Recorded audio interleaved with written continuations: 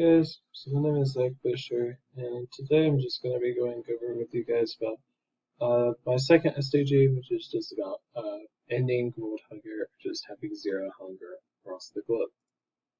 So this is kind of the tool I use, the XMind tool, and I'm talking about different technologies that will allow us to be able to help fight hunger within the world.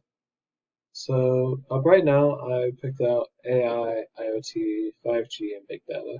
Now with IoT, 5G, and big data, those are more so relating to like just with the data management, like just being able to connect different nations or connect different states, connecting whoever needs access to what information to be able to help provide for these communities that are struggling with hunger, to be able to really just be able to touch these people and just being able to really find the information they need or find the food that they need. But yeah, and then AI I think would be a really good way that would help come up with solutions for maybe some different areas that are experiencing hunger, and maybe provide some valuable input.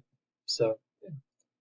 And then kind of just a basic overview of zero hunger is like just to get some basic statistics.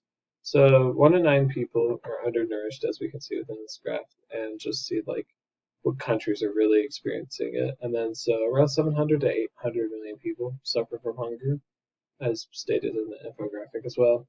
And then so some 30% of the world is food insecure, which means that these people do not feel like they have easy access to food or feel like they're not easily able to get it. And then so it's on the decline actually, but it's actually not enough to end it completely because of the rate it's actually keeping going on.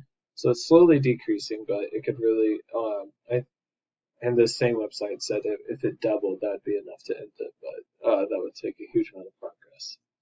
And then across the globe, looking at it, so with the United States, 6.4% of Americans struggle with hunger. And what this means that 34 million adults are food insecure, and then that 9 million children are food insecure. And then if we look over here at Sweden, we see that there's a 2.5% rate of hunger with Sweden.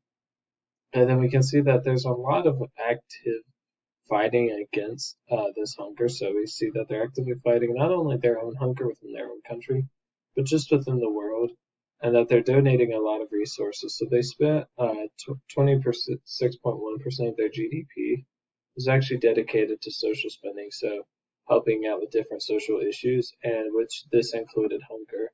So it's just a really interesting way to look at the different uh, countries and see how they're actively fighting it. So but yeah, thank you for listening.